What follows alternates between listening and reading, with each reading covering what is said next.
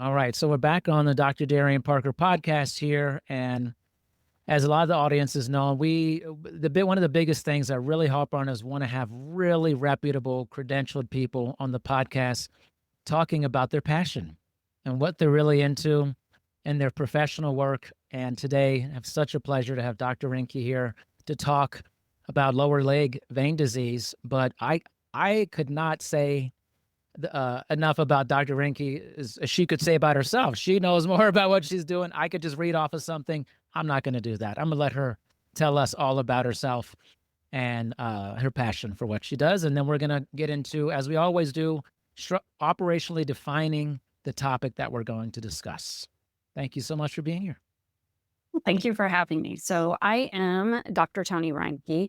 I am an interventional radiologist, which just means that I'm a subspecialist and I have a niche. I treat 100% leg vein disease in Sugar Land, Texas.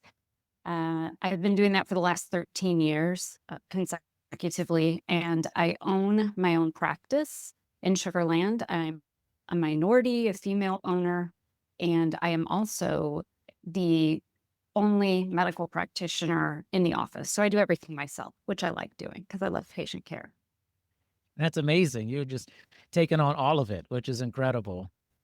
So cool. So let's dive into this because the listeners, one thing I always promise, we're going to get into it. We're going to really dive into this. So let's talk all things lower leg vein disease, but let's talk about the structure, function, physiology in the lower leg in terms of how this, and also how this, the pathology of this as well, just so we can get kind of the same, we're level setting here with our audience here.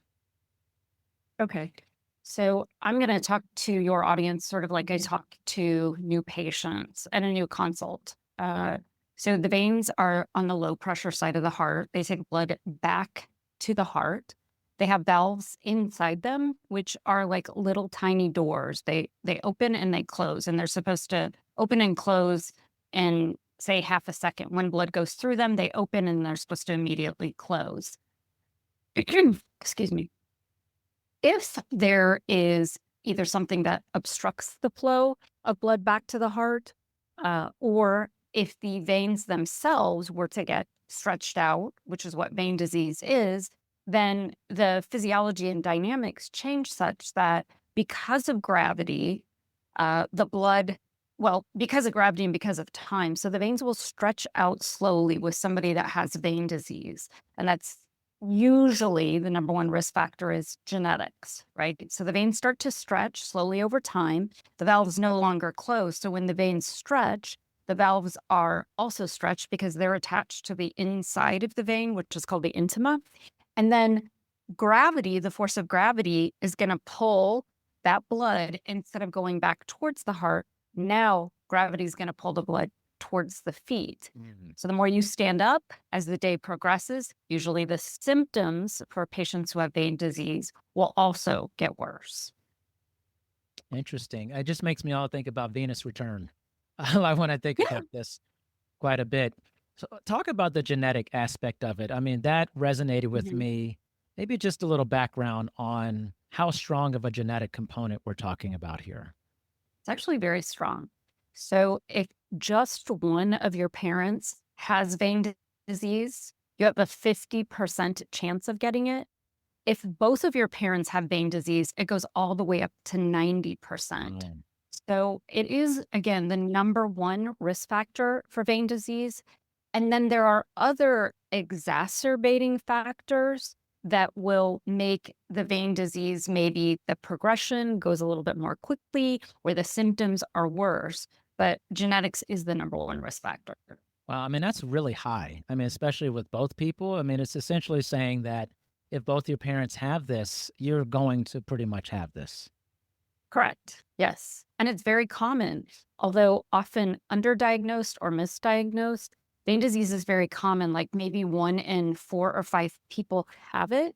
So I think it just getting the word out, which is my goal, educating people that it exists and there's this very genetic component to it is really important. All right, I have a question. I don't want this to sound dumb, but I just kind of think, why is this so common? Like, why is there such a strong genetic component there? Is there something biologically throughout the ages that is essentially caused this to be such a large genetic issue? I don't know the answer to that. I can tell you that there has been no research that's proven that there's, say, a gene defect. Hmm. So, like something in your DNA, this gene, if you don't have it, then you automatically have vein disease. There hasn't been anything to prove that. It's just that there is a strong association genetically or hereditary. I think what happens is you have this predisposition and then you add all these other layers on, and then it manifests itself. And it Yeah. takes time. It's more of a, I wouldn't say you couldn't have it at a young age, because what Okay. I tell you is you can have vein disease. The youngest person I think I've ever treated was a young professional boxer in his 20s Okay. who had big, large, ropey veins. But more of the patient population tends to be maybe 40 and above. Okay. So many years, time, Yeah. children, et cetera, and then we start to see patients. That was my next thing. When is the typical onset? But you answered that there. So, Yeah, yeah. oh, go ahead, yes. No, I was Mhm. gonna say it's interesting to me that I understand the idea of like 40s and stuff. You've been around a longer amount of time. The kind of the damage of being alive for that long and whatever you've done, lifestyle factors and all of that play a role. What is there like you say it's common? I have so many questions. Actually, just start popping up. Do you see this in certain populations more than others, A particularly? little a little bit more so in Black or African American, so they have done some research, but they can't just say it's because of the because you're Black, right? Yeah. It's not just because of that. There could be, I think that there's other socioeconomic factors that Mm, play into that, so they can't just siphon that out and say, "Well, just Black people." yeah. Black, Hispanic, women, and all of those patient populations Mm, are the ones that I really do try to make sure that I focus on and do intentional outreach for, because sometimes those are the people that either don't have access to healthcare, or it may be in some way they don't have enough information or misinformation. So mm. intentional outreach. Interesting. And you mentioned about the diagnosis, like I think you said underdiagnosed, intentionally, or Often. misdiagnosed often. Like what's leading to the underdiagnosis? Patients will present, so their symptoms that they may present with, could be, just for instance, it might be that they have discoloration of their skin, and then perhaps they go and see their primary care physician, and that is treated with as a skin condition rather than a vein I condition. see. And so I think that's the most common one that I'll see, is that for sometimes years, that patient or their whole life will be treated like this is a skin condition. They might get creams or ointments, or just be told like there's nothing that can be done. Mm, So, yeah, interesting. unfortunately. Yeah, Mhm. the skin part I think makes a lot of sense because maybe just the layperson's thinking, I see the aesthetic behind this. And they're Correct. And that's thinking, something. Oh, sorry. no, Go no, ahead. please go ahead. I was just thinking that may be initial idea behind. Yes. And that's why also there's this stereotype that it's just cosmetic, or that, oh, that just happens to females. Again, because they think it's cosmetic, when indeed it's not.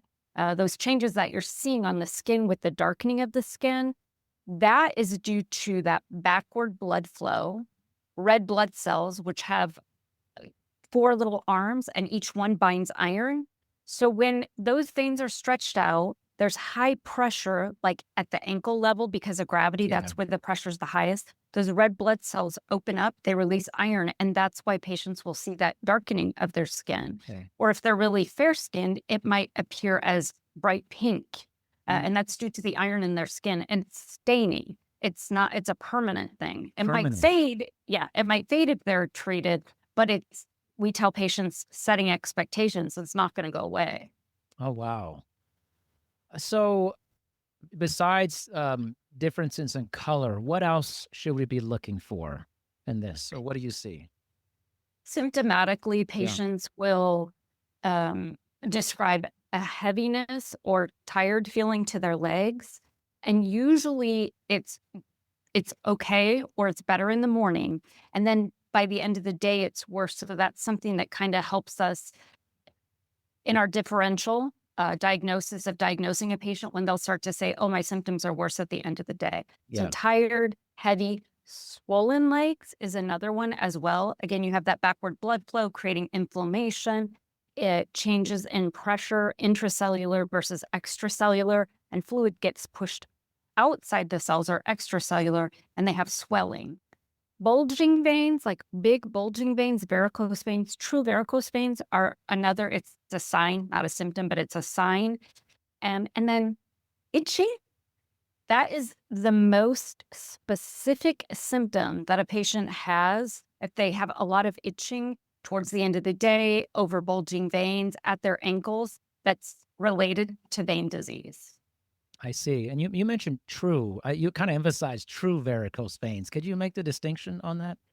Yeah, it's really there's patients will see visible veins and then they'll say, "I have varicose veins." So sometimes when patients will call in to schedule a free consultation, they see these tiny little veins that are really superficial or and those are spider veins, right? But true varicose veins, it's really based on size. So it's like 5 millimeters or bigger. They're big bulging veins. They're actually underneath the skin, but they're so full of blood that they're bulging up and you can feel them on the skin. But it's really just a definition. Okay. Well, that makes sense. I also had a thought about, is this more prevalent in individuals who are experiencing being overweight or obese? Can you talk a little Yes. bit more about that and the mechanism Obesity behind is that? yeah. So obesity is a risk factor for vein disease. There's more think of your abdomen when there's more pressure on the abdominal area, the girth of your abdomen. Mhm. That pressure, intra-abdominal pressure, will create a back pressure. Again, it's kind of a gravity or sort Yeah. of physics thing. So you have increased abdominal pressure from gaining weight, and that's going to put even more pressure on already stretched out veins. So it is another risk factor for vein disease. So essentially, that if individual has larger deposits of, let's say, abdominal fat, that this is a pretty large indicator that this could be contributing quite largely to this potentially, or a big part of it. It is. It is actually a big part of it. Most of my patients are obese. So, I always tell my patients, like, if they get down on themselves or they're hard on themselves about their obesity, Yeah. it's not easy to be thin, right? So, what we can do is work on positive steps or just it's okay to identify it, not perseverate on it, Right. and then talk about, okay, realistically, what maybe could you do, individualizing it for that person. So the thing I always tell patients is walking is the very best exercise that you can do. If they have difficulty with mobility in their Mm. joints, arthritis, etc., then water sports or water yoga, Sure. something like that, where it's non weight bearing, right? Right. Less Yeah, contact on the joints, and there's more absolutely. buoyancy with the Mhm. water for Yeah. that. So now we're getting into is like, so treatment options. Obviously, this is a big area for you, obviously. So Yeah. tell me about the range of treatment options, starting with what you just talked about with walking, so things they can do for themselves, everything to what you do in Okay. your practice. Whenever I talk to a patient, what I'm going to tell them, and I think this is really important to help empower them and also educate them. Just because you have vein disease doesn't mean you need to be treated. The way I base any treatment plan on is how much does it affect their quality of life? Mm. And I have them fill out a quality of life survey before they on their very first visit before they even come back to do the consultation with me. So I get an idea of how much they say these symptoms or signs are bothering them. So the first thing I'm going to do is talk to them about one option is to do nothing. You could get educated with me. We can talk about what is vein disease, how you can manage it. And then at some point, if it starts to affect your quality of life, where things that you want to do on a regular basis are starting to be these symptoms are interfering with that, then you might consider treatment. Next option is conservative management. So this might involve compression socks or compression hose for patients, which they all hate, but they don't have to. I'm just giving them options, right? I'm not saying you have to wear these, but it may help symptomatically, especially with swelling and aching. Yeah. So compression socks, leg elevation, plenty of water, staying hydrated, flushing out inflammation, uh, sleeping with pillows under their knees or under their legs, just a little bit of elevation there. Next, and then like walking, I think I said that.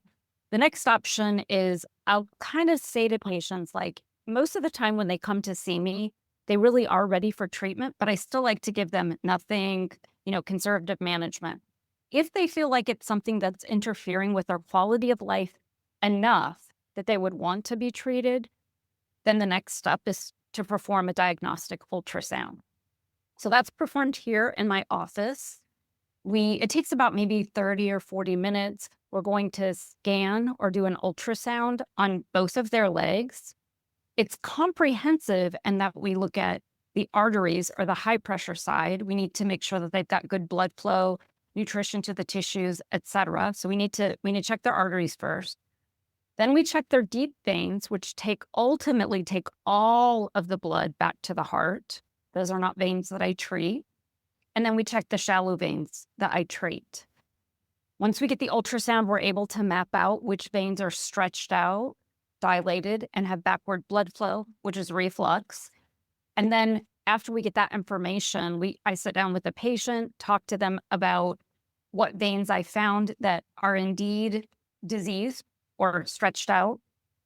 And then we develop a treatment plan. The treatments here, the ones that I do, I teach my patients, like, the most important thing is just to understand layman's terms, like, why are you here? You're here because you have big veins that have blood going the wrong way. And then how can I help you? I can close those veins. And I do it one of two ways. I either put a catheter inside the vein that is big and stretched out. That's performed in the office under ultrasound with numbing medication. I make a small incision. I put the catheter inside the vein. I heat and seal the vein shut. Then the catheter comes out, their vein stays in, wrap up their leg, and they're back to normal activities immediately without downtime. So that's one way I close veins. The other way I close veins is the branching veins. If you think of a tree, that was the tree trunk that I heated and sealed. Then the branching veins, that procedure is done with an FDA medication under ultrasound, some local numbing, cold numbing spray. And then I take a tiny needle, like the needle that you get your blood taken with. Yeah. So I take a tiny needle and I put that inside the base of the branch and slowly inject that. That will cause those branches to kind of get irritated, and close those branches down. So those are the two procedures that I perform myself. There's no downtime. They're back to normal activity. Now, other professionals, some other choices that patients have are some other vein specialists. They may put glue inside the tree trunk. That's kind of losing favor because there's some risk of what's called non-target embolization, where the Yeah. glue goes somewhere other than where it's intended. And it's also a tedious and time, it's kind of painstaking with the time component. It takes a long time to do and to do well. So there's that procedure. In addition, there are some more so vascular surgeons that may still actually do what's called a vein stripping procedure. And that's requires general anesthesia, operating room, and a 6-week recovery time. It's definitely lost a lot of favor over the last 30 years, but there are still some people that also perform that procedure. Wow, that was thank you for sharing that. There's a lot going on there. I'm gonna rewind back to the top about the quality of life Mhm. aspect to this. what are some of the major reasons people identify as reasons why they actually want to have an intervention for this? Probably number one is they have difficulty performing their job because their legs hurt so much and they're so swollen. That is almost across the board. Maybe it's not work, but it might be interacting with their children or their family members. They just can't stand. When they stand, their legs hurt and their legs get swollen. So that's the most common reason. Sometimes it is that more so vein disease is about 60% female and 40% men. It's a little bit Mm. more common in women. I think that's because of our estrogen and progesterone, our hormones, which cause even more relaxation of stretched out veins. But sometimes women will present because they have visible veins and they think it's just cosmetic, but there's a bigger issue going on. So I'm not going to talk them or even try to talk them into getting vein procedures, right? But what I do is I educate them. So tired, heavy, swollen legs that prevent them from doing normal activities. But then sometimes the visible veins are what might bring somebody here. And then we provide education and they say, yeah, it is something I would want to pursue, get the ultrasound and then get treated. I see. So adding to this too is, I think I mentioned and we talked on the phone, our audience is also like myself, fitness professionals as well. And they're, going to work with clients who have lower leg vein disease. Mhm. What would be some indications of things that you mentioned walking, but what are some other things, say someone like myself or other colleagues who are working with clients who are presenting this way that we could do that would be indicated for them to help with some version of relief for this? Um, Talking about compression socks, which Yeah. I had mentioned earlier. So compression socks, walking, any kind of exercise, staying hydrated. And also there's overlap. These are two separate diseases, but there is overlap between the symptoms of vein disease and the symptoms of lymphatic disease, Right. right? So if you have a patient, it's actually the national guidelines recommend if you think your patient has both, you really should treat the underlying venous disease first to get that taken care of. And because there is a definitive sort of treatment, it's a treatment, it's not a cure, but there's a treatment, get some of this inflammation and swelling down. But then you can manage the lymphatic disease. And so if you are somebody that you think, I think my patient has primary lymphatic disease, then talking to them about maybe going to see a vein specialist. And then after that, lymphatic massage. I don't know Yeah. how many people are trained in lymphatic massage that do, health and wellness, but Right. certainly you can refer out as well. So that would be something else that would be helpful for those patients. Yeah, I would think so. And I'm curious, is there any discussion that you have related to, because you mentioned that the majority of the clients are obese. Is Mhm. there a discussion related to weight loss, or what would be the outcomes if there was less weight, and how this would contribute to positively to kind of mitigating some of this? I always talk to my patients about their weight.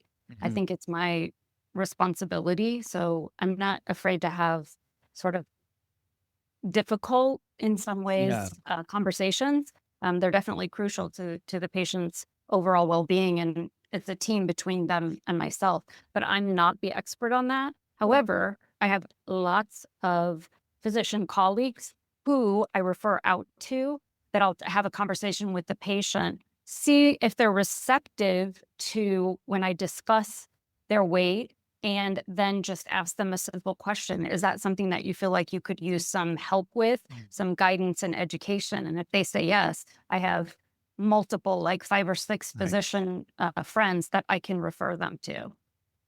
Is that discussion received well generally? I think it's the delivery of the message. Mm. I honestly, I don't have any pushback with that. But I'm super intentional. I pay attention to their body language, the way they speak about it. I don't speak down to them in any way. And, I think the hardest part about that conversation is often my patients will say, well, I'm sure you wouldn't understand because you're so skinny, and I try to take it off of me and just maybe say something else. Like I'll say, well, it's just like anything. If it was easy to quit smoking, people would probably do that. It's expensive. It hurts their health, etc. This is no different, but I don't perseverate on myself. Right. Yeah, I mean, okay, I'm whatever you say, skinny or sure. thin. And Yeah. I also don't have vein disease, but I mean, I used to be a nurse and a PA. And when I was a PA, I worked in brain surgery and I didn't need to have a brain tumor in order to manage patients who had, brain tumors. So, Yeah.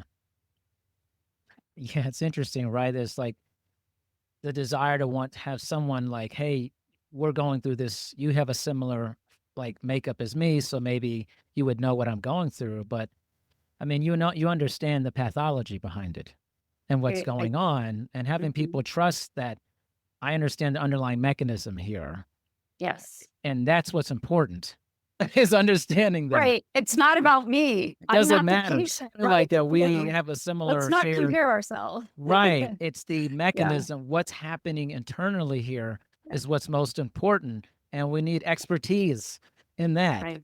That's Yeah. what's most important here, you know? It is. I think too, I mean, kind of speaking in that is that that's that's what makes this practice, my team unique. The way that we schedule our patients from the very first time they call, but I mean like the way that we schedule our patients and manage our patients, it's not some big assembly line. Yeah, My schedule is set up so that I have ample time to educate and more than enough time for them to ask questions. And so that sets the whole scene for maybe why they feel more comfortable. If I came in, I was just like, yep, you've got vein disease, you need an ultrasound, and I yeah. walked out, that doesn't, well, at least in my Mm. experience, that doesn't really establish trust or establish rapport between myself and the patient. And that's very important. I think it's critically important in any industry. I mean, it's a service industry, you're working with people, That's and right. especially, a lot of students are gonna hear this who are going to be in healthcare, whether they're gonna be radiologists, sonographers, nurses, whatever, Yeah. how that communication. Can you expand upon that a little bit more? This is just such a great Sure. lesson of like healthcare communication with Mm, patients and yeah. just how important that is. I mean, it's deeply important to me to the point where I just as an aside, I started out, I was a surgical ICU nurse. First generation to go to college, I paid my way through. Took baby steps, became a physician assistant, worked in neurosurgery, and then became a physician. When I get to the point where I was an attending, full-fledged, done, took all my boards, I initially took a job, and this was 13 years ago, that it was very much corporate medicine. It was a private practice, but it was very corporatized. I didn't realize that when I took the job. So, you know, to be fair, I didn't take a job and then start crying about it that it wasn't what I wanted. Yeah. It was presented a little bit much different way, actually. So what I found was it didn't align with what I wanted, and it didn't align with what patients wanted. And that was very obvious early on.